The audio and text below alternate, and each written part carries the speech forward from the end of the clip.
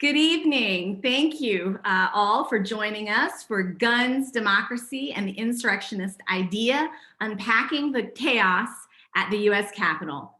I'm Cami Chavis, and I'm the director of the Criminal Justice Program at Wake Forest University School of Law and also the Vice Provost at Wake Forest University. This event, Guns, Democracy, and the Insurrectionist Idea, Unpacking the Chaos at the Capitol, is co-sponsored by the Criminal Justice Program and the Office of the Provost. It is my great pleasure to introduce to you tonight Josh Horwitz, JD, who is the executive director of the Coalition to Stop Gun Violence and the executive director of the Educational Fund to Stop Gun Violence. Josh has spent nearly 3 decades working on gun violence prevention issues. Josh works to develop cutting-edge ideas and strategies for gun violence prevention. And for instance, in 2007, his research and advocacy were instrumental in enacting a first-of-its-kind microstamping law in California. And this revolutionary technology allows law enforcement to trace guns from expended cartridges left at crime scenes. In 2013, Josh helped to found the Consortium for Risk-Based Firearm Policy, a group of mental health and public health experts who examine the intersection of guns and mental health. And this consortium has released a set of policy recommendations that are designed to promote policies to prevent those at heightened risk of violent behavior from possessing firearms. Josh is and I should also say that the consortium's recommendations were the basis of California's first in the nation gun violence restraining order law. You may have heard of this referred to as GVROs, gun violence restraining order laws that passed in September of 2014. Josh is a graduate of the University of Michigan and received his law degree from GW University, and he is a visiting scholar at the Johns Hopkins Bloomberg School of Public Health. We could talk at length about Josh's legislative advocacy, but tonight our aim is to tap into another piece of Josh's expertise, and that is the subject of his book, Guns, Democracy, and the Insurrectionist Idea. In this book, Josh and his co-author, Casey Anderson, were the first to show how the gun lobby's Second Amendment remedies and the insurrectionist philosophy are an attack on democracy, the rule of law, and other institutions that have kept our country free. So thanks to Josh's work, this concept of insurrectionism has now become mainstream. Though the original publication of this book was several years ago, the January 6th riot at the United States Capitol reminds us that these issues that Josh and his co-author tackled in that text remain even more relevant and are persistent today. So Josh is going to give a presentation to help us understand the philosophies and failures that led to the insurrection. I would remind everyone, please put your questions in the Q&A. We know there are going to be a lot of questions, and we look forward to having a Q&A after Josh's presentation, so you can begin to put your questions in the Q&A. Thank you, Josh. Cami, thank you so much for having me at Wake. I've been there live before and had a wonderful time, and hopefully this will be as wonderful. And for all the people out there, I appreciate everybody coming today and being here and for this opportunity. And for the people I've met before, my friends who are on this, thanks for being here. I would say that these events are still fresh for us, right? So it's only about a month old. And I think it's really important that we think of this as the first draft of what are we, we're working our way of what happened here, how did this develop? And I'm really interested in hearing from people because I'm going to tell you how I think this developed. and how my book played into this. But I'm interested in this Q&A, and I'm interested, of course, in thinking about this long term, and always obviously want to hear more from everybody here. So I'm looking forward to that Q&A, and I'll try to talk for about 30 minutes or so, and then hopefully leave some time for questions and answers. Okay, so let us get moving. So January 6th, we saw this riot at the Capitol, and here are some of the rioters breaching the west door of the Capitol, I believe, and you can see some of the Trump flags. You can see the Gadsden flag, "Don't tread on me," coming through that Capitol with a lot of force, overwhelming Capitol Police. This is a picture, as you can see, just remind, I know a lot of us have seen these, but to remind you what happened. This is on the Capitol, on the Senate floor. The Senate was evacuated. People were able, but rioters were able to come onto the floor, and you can see that there are people in military gear going through the desks of legislators, zip ties in their hands. Clearly not playing around here. This was the House chamber. The House chamber was not evacuated. There were Secret Service keeping people out of that chamber with firearms, and members of Congress were on the floor having panic attacks, preparing for a potential really bad scene in there. And you can see that they were worried about being shot potentially and hiding behind barriers. It was a very scary scene for them. This is a place that I spend a lot of time. I'm a lobbyist in the Capitol, a registered lobbyist. So these are places that are familiar, but I don't go on the floor. I'm not allowed on the floor. Members are allowed on the floor. Members who are elected by their constituents are on the floor. And these are hallowed places for democracy to be done and do up the people's business.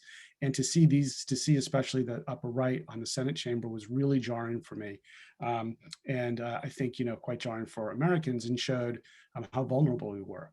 This is the picture again of actually the Senate chamber of the QAnon shaman, so-called, and taking the seat of what they call Mr. President there, the president of the Senate who's running it, hallowed ground again, and really quite disturbing because this is the seat of our democracy, and someone just walks on the floor unelected and takes it over. So it was a very disturbing moment for all of us. The woman who was killed and shot in the riot was Ashley Babbitt, and she was shot through this door. This is the door to the Speaker's lobby, and that is a place where members are, and the Speaker's offices and her staff work there. Some of the windows have been replaced, but it was a scene where the mob kept on attacking this door. And I just want to say how personal it is for me. You can see the beautiful pictures on there on the wall to the right. In happier times, this is what happens at the Speaker's lobby. We have press conferences. We work with legislators. It's a place for the public and legislatures to meet. So in this picture, you can see that's me there, standing next to Speaker Pelosi and Mike Thompson, Gabby Giffords, Representative McBath, and we are introducing HR 8, the background check bill. And so that space is really personal for me. My friends work in those offices. It was really jarring for everybody to watch that and to see how violent that ended up becoming. So who made up the rioters? So there was there were people who were probably unaffiliated, but there were definitely groups who were taking credit for but they're all sort of part of this right-wing militia movement. Rioters, the 3%ers was one group. The Proud Boys is another group. We saw the Boogaloo Boys. They're people who believe in the insurrectionist ideology and like to show it off by wearing Hawaiian shirts. Oath Keepers, retired law enforcement officers who participated in this. QAnon, of course, played a big role. This conspiracy that says in Washington, the deep state is protecting a group of pedophiles. It's just unbelievable to me how many people believe that. But these are things that animate that riot. All brought together by this sort of, MAGA, Make America Great, organized sort of, after the Trump speeches on January 6th, but trying to stop the steal, and all came under this ambit of stopping the steal and Donald Trump. I think it's a mistake, and one of the theories I'm trying out today and I want to talk to people about is that Donald Trump understood the power, what he was doing and how to organize this, but he's not the cause of it. right? He's a symptom of this. And I think we should not think this is going to end, this insurrection, this idea that violence has a role in our political process with Donald Trump. And so I urge people, one of the things I want to get today is, we as Americans need to counter this. And it's not good enough to say, oh, well, Trump's gone, therefore it's gone. That is not true. It was here before Trump and it will be here after Trump. One of the things that people talked about is, this is an insurrection on US soil, an insurrection at the Capitol. And a lot of folks said, who could have predicted this? Well, it turns out that Casey Anderson and I did predict it in our book, Guns, Democracy, and the Insurrectionist Idea. We wrote this, actually, Cami said, in 2000, a couple of years ago. Actually, it was 2009. And the book had the idea that political violence in 2009 is becoming normalized. And once we normalize violence, political violence, it actually could start happening it could start being used. And so 11 years ago, we predicted that this could be a really big problem in the United States. And in fact, it ended up being a big problem, and it is a big problem. And I wish more people had listened to me in 2009, listened to me and Casey in 2009. But now is the time. It's not too late. It's time to be serious about this. So when I wrote the book in 2009, again, I talked about the idea that we were seeing this idea that the Second Amendment allowed for using force against a tyrannical government. And our idea was that there's no such thing as individuals, using the Second Amendment to fight the government. That's not in the amendment. I'll talk about that later. And the idea that guns are become part of the political process is actually against our democratic values and against our Constitution. And we made that case in the book. And that to think about, we needed to exile the idea that force could be part of the political process. So when I wrote the book originally, people said, well, that will never happen. It never happened here. Well, it happened here. The second thing people said is insurrectionist. That is way too big a word. So use a different word. And I said, Casey and I both said, no, insurrectionist is what we mean. It means unlawful use of force against the government.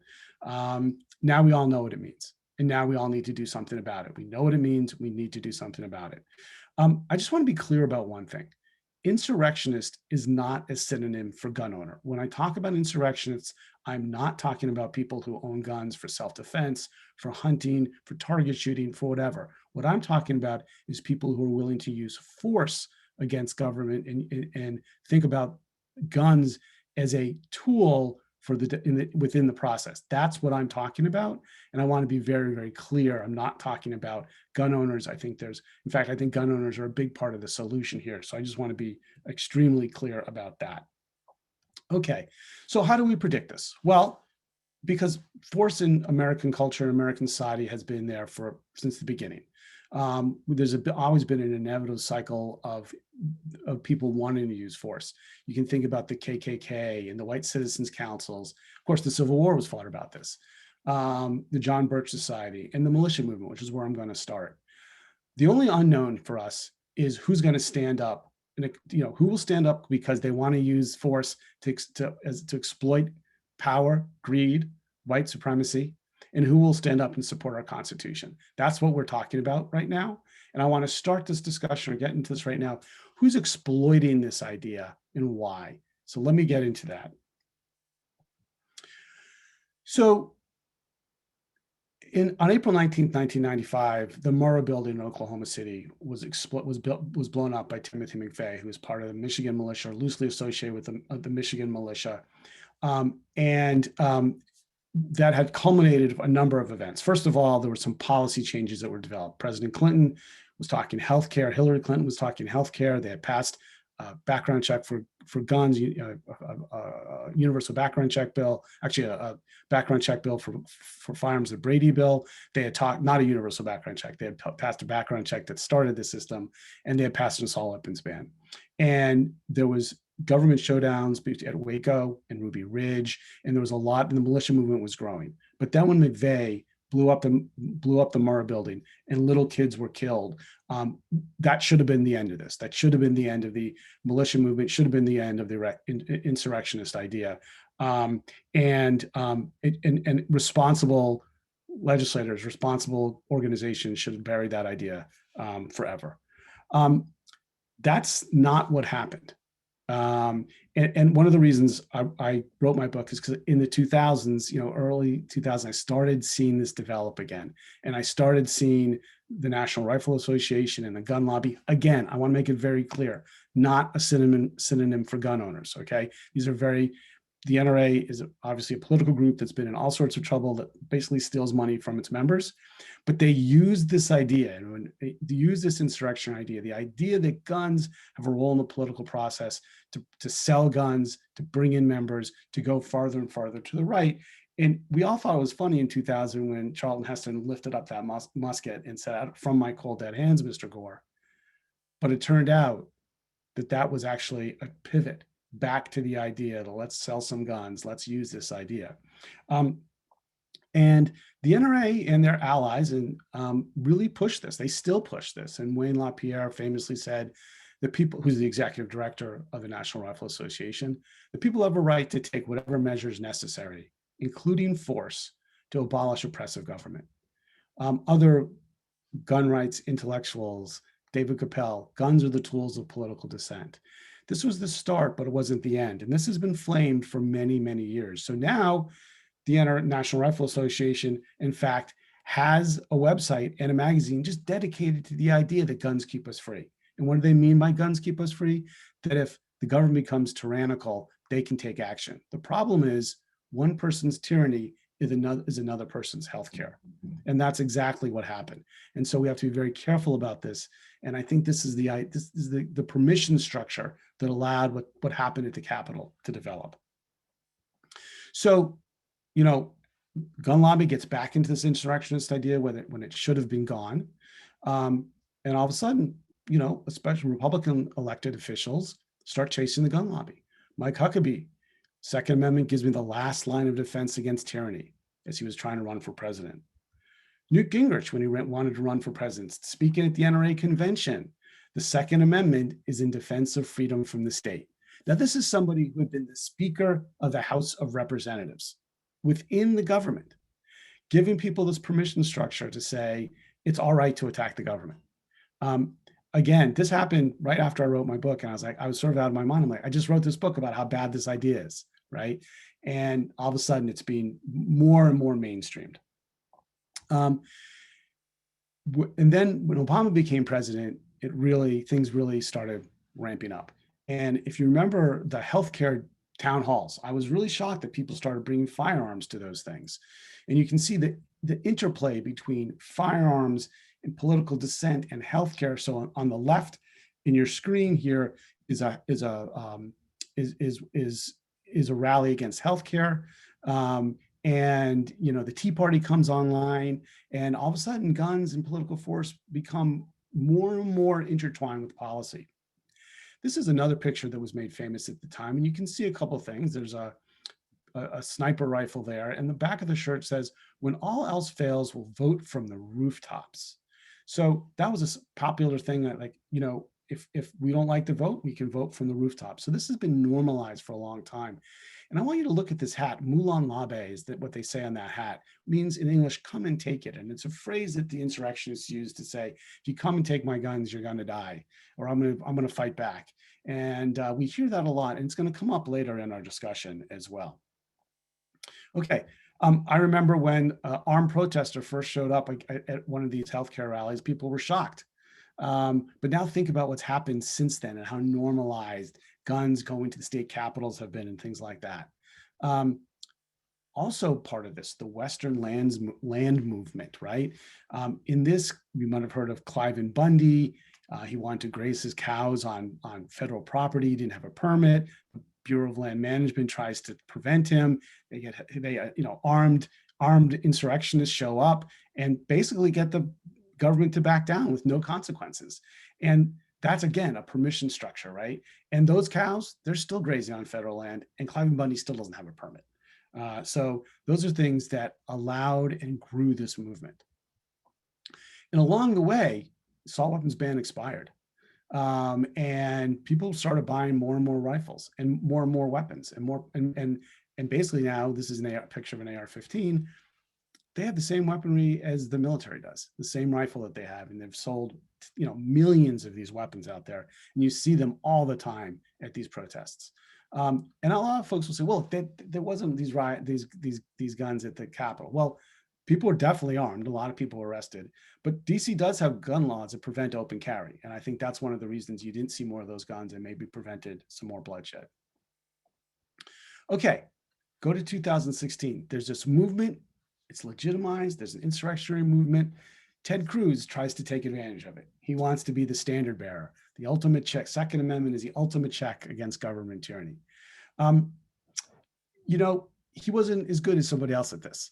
I think electeds knew, or people wanting to get elected, that there was a movement that could propel them through a Republican primary based on this idea. And there are people who that the insurrectionist idea had gained, was on the right, had gained some credence. So people tried to harness that as a way to get elected office. He wasn't as good as Donald Trump. So Donald Trump comes down, we know the gold escalator at Trump Plaza, and uses, very awful language against immigrants, wants to build the wall. All of a sudden, because he had been supportive of, gun violence prevention in the past, is a big, gun rights guy. All of a sudden, people often say that maybe he's unintelligent, maybe, whatever. I don't think that. I think he understood exactly what he was doing. He calculated to take advantage of this particular type of momentum, and he harnessed that to bring him through the Republican primary. And again, talking about insurrection, talking about the idea that guns have a role in the political process, and more important than guns, violence has a role in the political process. And you can remember at his rallies when he's telling the crowd to beat the press up and beat people up. And, there's so much more I could go into with this, but I'm giving you sort of a short narrative of some of the highlights, but there's so much out there that allowed what happened at the Capitol to happen, the riot to happen. Even during the campaign, when he would talk about Hillary and Hillary Clinton and talk about some of the things she might do, he even suggested that Second Amendment people could act against Hillary Clinton. That should have been disqualifying right there. The idea that you're going to act, what is it? They're going to shoot Hillary Clinton? Is that what that means? But again, opening that permission structure, opening the idea that guns have a role here. From there, once President Trump came in office, and I know I know we all know this, but I'm putting together, and I think, a narrative that will make some sense. Early in the presidency, we saw the Unite the Right rally. We saw him say things like there were good people on both sides. Remember the chant, Jews will not replace us, white lives matter. And of course, there were lots of firearms there. Someone did get killed, but they got run over. But it was more than the weapons. It was the idea that we were normalizing this approach, that we could gather and really try to influence policy through violence. Fast forward till a couple of years, and it's becoming much more normalized. This is a picture of Martin Luther King Day. I believe this picture is from Martin Luther King Day on January in 2020, when a group of 20,000 armed people came to the Virginia Capitol to try to shut it down, to make a point that they didn't want any new gun laws. And just because there wasn't actual violence didn't mean that people weren't traumatized, that people weren't afraid, that they closed the ability to do business that day. So things happen, and these are not a statement of self-defense. These are a statement of, we have the power because we have guns. Okay, moving forward through the summer, and there's a lot of events that are going on this summer, but you see the Idaho legislature being shut down. In the middle, the person in the middle here is Eamon Bundy, Cliven Bundy's son, of the standoff with the Bureau of Land Management.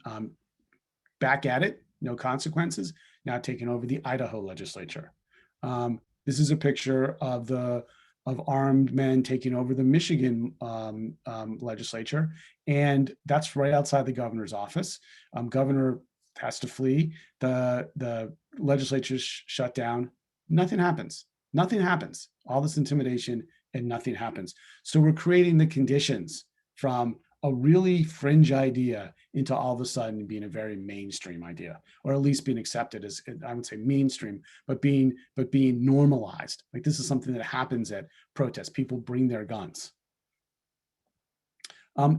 In May, I wrote a piece that, because Trump was communicating with this group, liberate, he tweeted, liberate Virginia, liberate Michigan. It became clear to me that he was taking control of this movement. And I wrote a piece called President Trump's Private Insurrectionary Army, because it was so obvious that he was actually commanding and controlling this thing through his Twitter feed and other things, that he was organizing this. And so by the time we got to the Stop the Steal rally on January 6th, everybody knew what to do. These are people who had been at other rallies. They had been allowed to carry their guns places, to intimidate legislators, intimidate the opposition, make it hard for people to lobby. And when Trump said, you got to be strong, and Giuliani said, trial by combat, people knew exactly what that meant. And they went and did it. And now, even like the QAnon shaman has said, well, I thought that's what they wanted me to do. I thought that's the way we do it. That can't be the way we do politics. But, it is not, it's not something that started with Trump. He harnessed that power. And when they said, go march in the Capitol, people did it. And that's because we had made it seem normal to some people, right? And so I think we need to make that not normal. It's very important that we make it abnormal, and that we know what are the tools to fight back. And I will show you that this strain is going to keep going unless we really publicly take this on. So the day after Joe Biden is inaugurated, the NRA says, we see through you at POTUS, meaning Joe Biden, come and take it. Remember Moulin Labe, come and take it. NRA, this is their Twitter feed. Not to be outdone, and to show who's the real heir apparent here. At the inauguration, that's Ted Cruz with a mask that says, come and take it. So it's a signal, right, to the insurrectionists. I want to be your new leader. And so the idea that this will go with Trump leaving office is not true. It is something that is pernicious in our society, and we need to combat. Now, and not trial by combat. We need to combat it by ideas. We need to focus on ideas and focusing on the Constitution. So, just a quick couple of things about constitutional law. Is this activity we're saying? Is it allowed? Was that what the Constitution thought? Was that what it meant, that we can use force if we don't like what's going on in the government? So it's very important to understand why we have a Constitution. So Shays' Rebellion started in the late summer of 1786, and it was an effort for Western farmers in Massachusetts to close the courts, because they were worried about being foreclosure and debts and things like that. And Shays' Rebellion was eventually put down by state militias, but it scared the founders so much that they came to Philadelphia to create a new document. And what they were worried about it wasn't just Shays' Rebellion. There was anarchy in most major cities. The Articles of Confederation were not powerful enough. Whoever had the most force would get their way in America in 1786. And George Washington and other founders were really scared about that. He wrote about this commotion, commotions referring to Shays' Rebellion, commotions of this sort, like snowballs, gather strengths as they roll, if there is no opposition in the way to divide and crumble them. We need to be the opposition in the way. And the idea that the Constitution created an opportunity for people to take up arms against the government is ridiculous, and would have been ridiculous to the people who signed that document, because that's why they signed the document. It was happening in America. They were worried about disunion. They needed more strength. The Constitution is an imperfect document for so many reasons. But one thing it does, in our birthright and our protection in this, is that the whole point is a peaceful transfer of power. And there are many things in that document that allow for allow for expanded liberty. But one of the things it cannot allow for is a small group to believe that they can take the government over through force of arms. Okay, in the Constitution, the first line of the Constitution says to ensure domestic tranquility, and part of that later is because that's how you secure the blessings of liberty.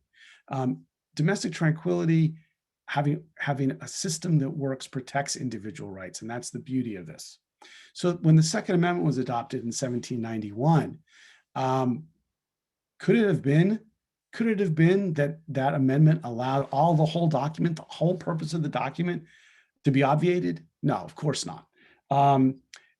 There were, as Saul Cornell, who's a historian of that era, made clear, there was a very small group of people who, the radical anti-federalists, thought there was an individual right to bear arms. But the majority, the Federalists, said, no way, that's not possible. We're not going to have a self-destruction clause in this. But somehow that minority view has now inspired the insurrectionists to feel like there's a constitutional right, an individual right to fight tyranny, which there just cannot be. Lincoln knew that as well. It is safe to assert that no government proper ever had a provision in its organic law for its own termination. Acts of violence within any state or states against the authority of the United States are insurrectionary or revolutionary according to circumstances. You cannot, he fought a war for this and other principles, but to save the Union meant that you could not destroy it through force of arms. And our most recent Supreme Court case, one of the most recent Supreme Court cases on the Second Amendment, does not find an individual right for insurrection. It does find an individual right to use arms in defense of hearth and home. But interestingly, it also says long-standing rights are available. The Second Amendment is not unlimited. And laws, for instance, about carrying firearms in sensitive places, such as schools and government buildings, are constitutional. So the idea that we have to put up with this, that we have to put up with firearms in our public places, I think, as a tool of intimidation, I think is not square with what we know about the Constitution. And finally, I think why is this? And I think we have to understand what happened at the Capitol as often as use of force is a way to keep power for white supremacists, is thinking about power for privilege, for white privilege, and thinking about the idea that what this really was about at its core was disenfranchising Black voters in Atlanta, in Detroit, in Philadelphia, in Milwaukee. So the idea, so comes back to a basic idea that the insurrectionary idea, the use of force in our political process, is to protect, against people, people of color coming into power. It's about becoming legislators, exercising their franchise, things that we fought about for 200 more years.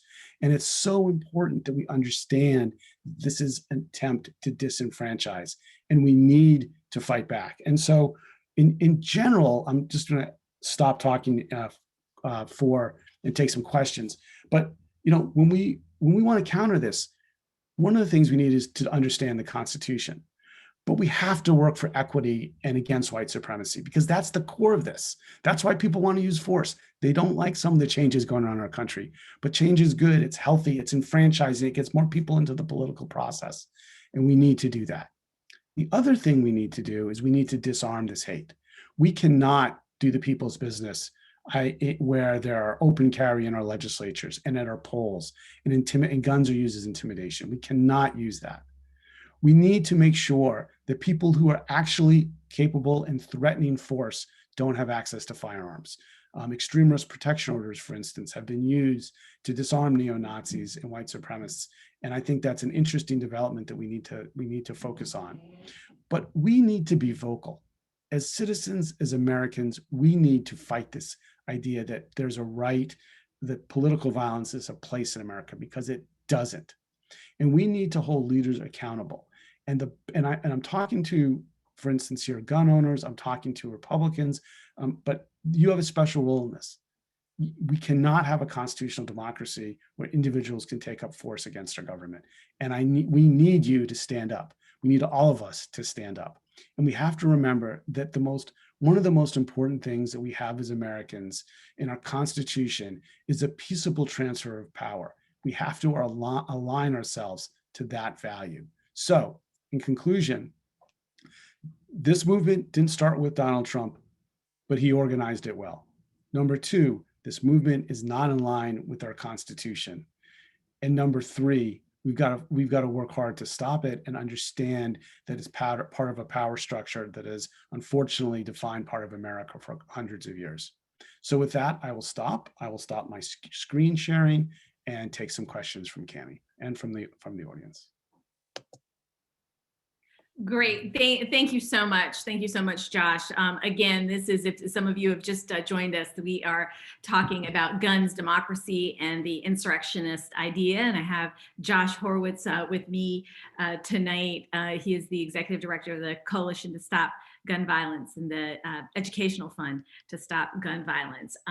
Josh, and so I'm going to just remind everyone, please, we have so many questions already in our Q&A, but please, if you're out there, if you have questions, please feel free to drop those in the Q&A. I want to start with a question actually that I had, and then we'll move to some other questions. But you and I, we've talked a lot about the power of the criminal law to prevent gun violence in particular. But as you know, there's currently no federal domestic terrorism statute, and a lot of people are calling now for a federal domestic terrorism statute. There is, of course, the international law that handles that addresses that. So is it time for the government to enact a domestic terrorism statute to address some of what you said, or are there other ways, other specific laws that we can use to address this issue? And a lot of the questions in the chat did relate to what are some concrete steps that we can take. Yeah. Great.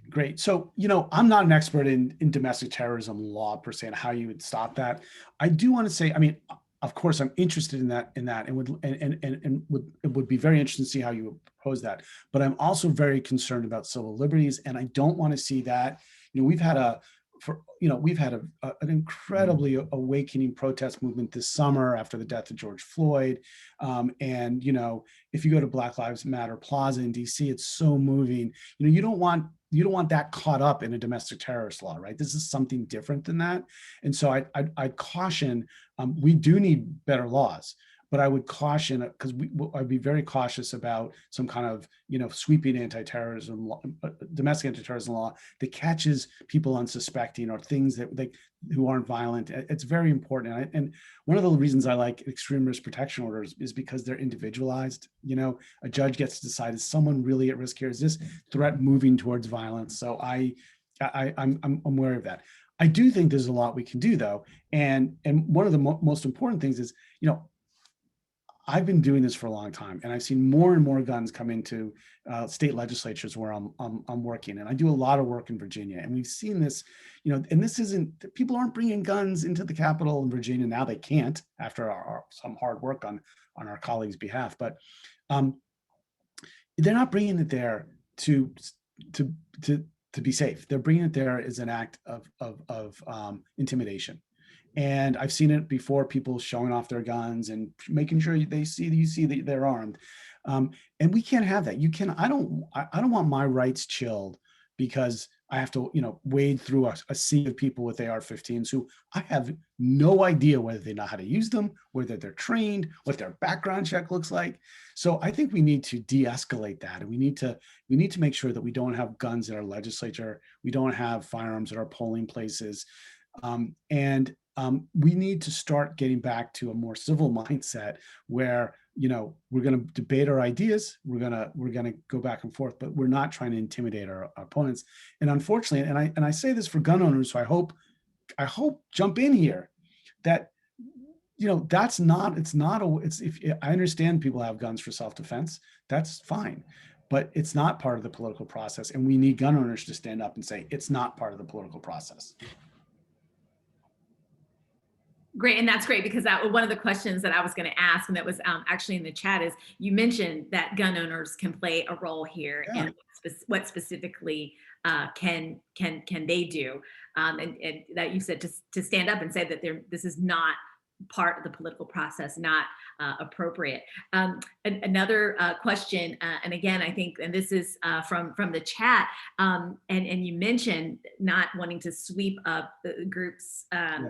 like Black Lives Matter and that in some of the domestic terrorism statutes. So what is it then that you think distinguishes groups like Black Lives Matter from what we saw at the Capitol on January 6th? And I guess what I would add is, and why do you think we saw such a different response? Yeah, well, that's the really important question. So you look, from my view, Black Lives Matter protests and other protesters were, by and large, largely peaceful, making a point. Now, that doesn't mean that there wasn't a small group of people, probably not even related to Black Lives Matter, who used that as cover to attack other buildings and things like that. But there was hundreds of thousands of people on the street protesting peacefully to say enough of police violence. And that's in the best spirit of America. People in there weren't marching to the Capitals to break in and beat people with flags and kill law enforcement with fire extinguishers, right? It's a totally different mindset. It's, Black Lives Matter of a group of people screaming to be heard, to say, we matter, our lives matter, respect these lives. Hey, the protest at the Capitol was like, I want to keep my power. I don't want, Black voters in Philadelphia telling me who's going to be president. That's what, in essence, this is about. And so we need to really think about, there's a totally different motives and totally different tactics. Now, you brought up an incredible point about the response, and I was sure there would be attempts at violence that day. I knew that protests would go violent. What I was surprised about was the lack of law enforcement organization around that. And I think this will happen.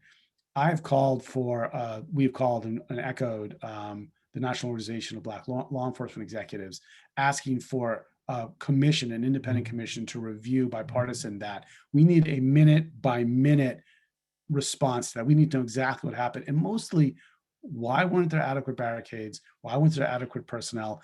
And was that because somehow somebody within that structure said, well, these are groups of right-wing protesters, so they won't get violent? Because most violence that occurs, domestic terrorism, is by right-wing protesters, right-wing actors right now. So the whole thing that part was just absolutely shocking. I will say there's a Washington Post report in there that says law enforcement got overwhelmed so fast. They got overwhelmed so fast that they were afraid to actually take their weapons outside the building, because they knew that the crowd was really well armed and they were worried about an even bigger bloodbath. So, but yeah, that we have to get to the bottom of that. We have to understand that, the largely white insurrectionist rioters, that's what this was. And how law enforcement or how the Capitol Police missed that, absolutely beyond me. And if the root is, the root of it may be, an idea, sort of idea of, oh, that won't happen, or these people won't do that. That needs to be rooted out. Right. Well, absolutely. And so many people in the law enforcement community and the public calling for independent investigations of what happened that day. Lots of different coordination of law enforcement agencies happening, but still, even we saw the acting chief admit that there was a failure on law enforcement that day. But the question was it an operational failure, or was it a failure to understand did racism come in there in a way, and play, and bias come in and play a role in that decision making? That's what we need to understand.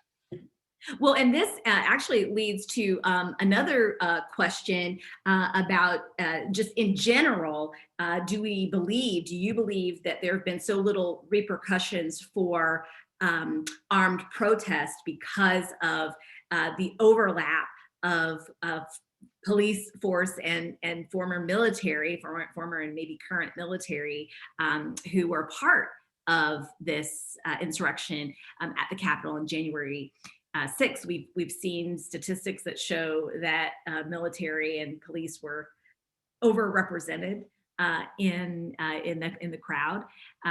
What are your thoughts on that? Well, so my thoughts, I'll just say this, that some of my closest buddies are all Navy guys. So they would never do something like this, and they're supportive of what I do. So that's great. And so my view is that, you know, again, the vast majority of, especially military, this is not something they would be part of.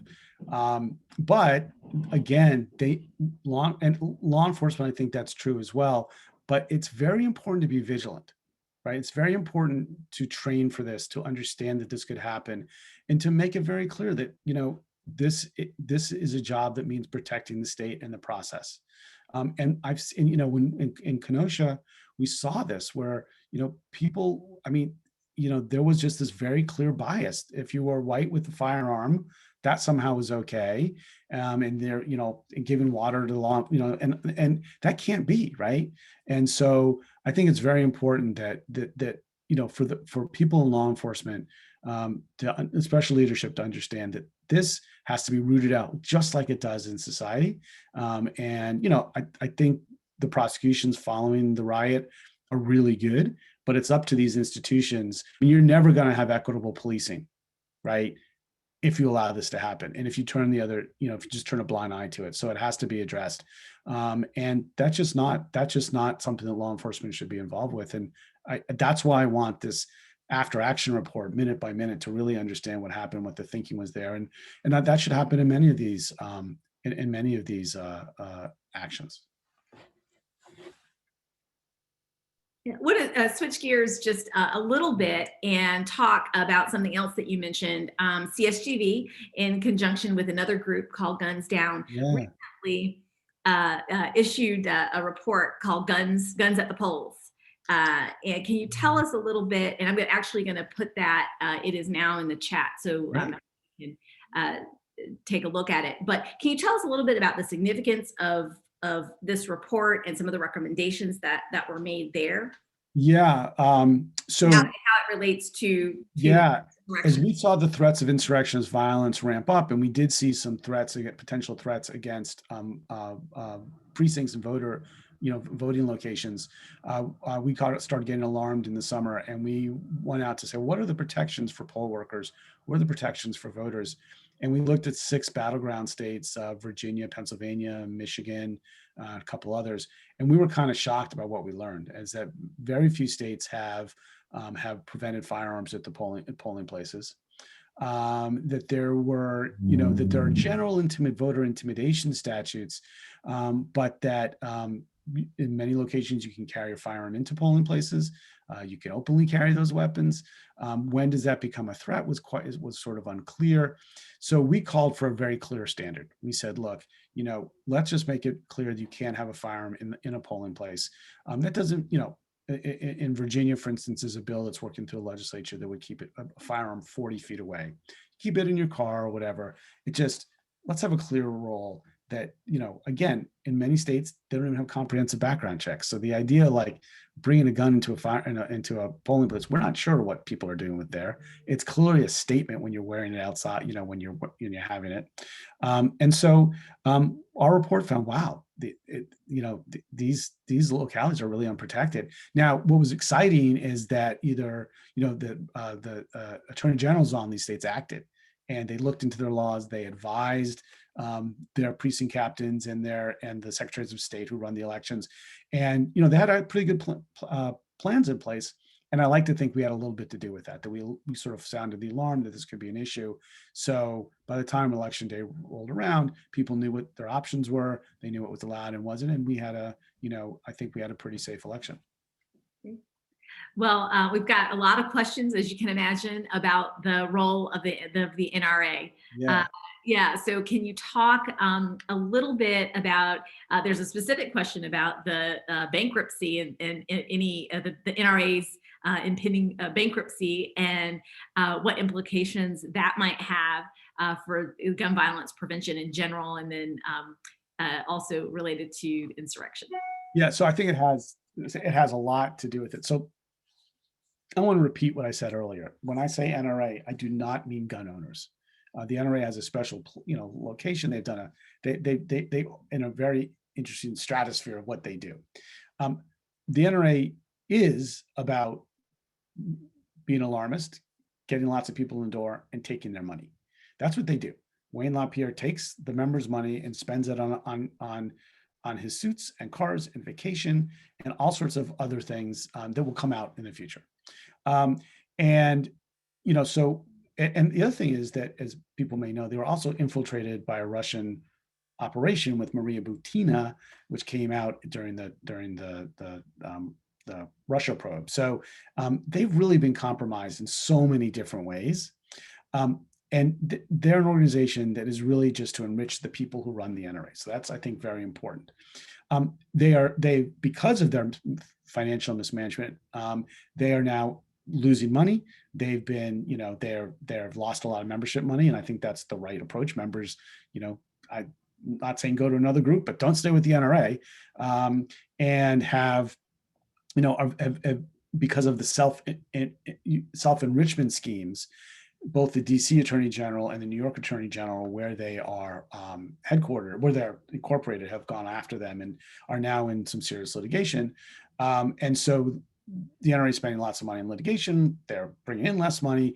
And they've been compromised by this Russian sting operation. So they're much less powerful than they were. When I started, 30 years ago, and even 5 years ago. They don't spend as much money. They don't have nearly as much clout on Capitol Hill and state legislatures. So that all has happened. Now, the bankruptcy, they want to file bankruptcy, Chapter 11, then move to Texas. So part of it is cynical. Let's try to get the Attorney General's actions thrown out. But I think part of it is this. We can't keep on doing what we've done. We're not that behemoth organization that has unlimited money and sits in Washington, D.C. We're something morphing into just this bunch of grifters. So I think they want to get out of that litigation. But anybody who files Chapter 11, it's a serious thing. Courts start going through your records. It's not something you do lightly. I know the NRA is trying to spin this as, it's just a strategy. Federal bankruptcy judges don't like strategies. They don't like people playing the system. So, I think they are looking at a way to using the bankruptcy. I think they hope it will give them an opportunity to restructure and get out of some of their debts. But it's also a symptom of an organization that's really in trouble. Now, how does that fit in with the come and take it tweets and all that kind of stuff? They don't represent target shooters and gun owners anymore. They need to go where the energy is. And where the energy right now is that in that void that Trump is leaving behind, the insurrectionary void. And they're trying to convince people that they're the leaders now, that they're there. And that's why they're doubling down on these things.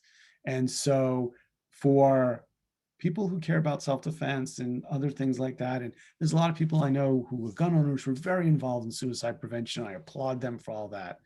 The NRA, that's not what they do. The NRA uses this, political rhetoric, this charged rhetoric to bring in members to take more of their money. And it's just really I won't say it's sad because I can't say I'm upset that they have less power. But it is, they will continue to create this permission structure of using guns in the political process for a while because it will bring them money. So the rest of us need to counter that. So a question here about and again, you alluded a little bit to this when we were talking about the potential impact of a domestic terrorism statute. But here's the flip side of that. Can an increase or stricter gun laws have unintended consequences? For example, minority communities being not well, served by local law enforcement. And so that's one part of the question. And then I would, I guess, add to that to have you talk a little bit about, as we see these armed protests on the white supremacists, what responses are we likely to see from other groups?